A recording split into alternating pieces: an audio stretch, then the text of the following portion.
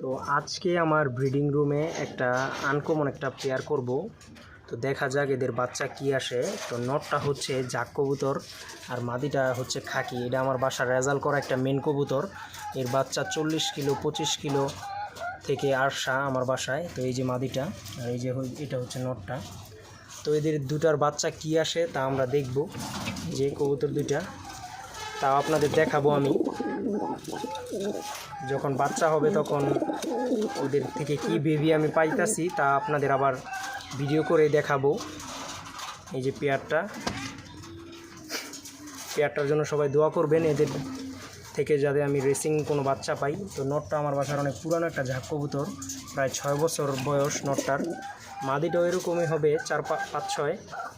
তো নটটাও এর জন্য দুটোটা পুরান ব্রিড জোড়া দিলাম, দেখা যাক কি হয়। তো এই যে কবুতর দুইটার জন্য সবাই দোয়া করবেন।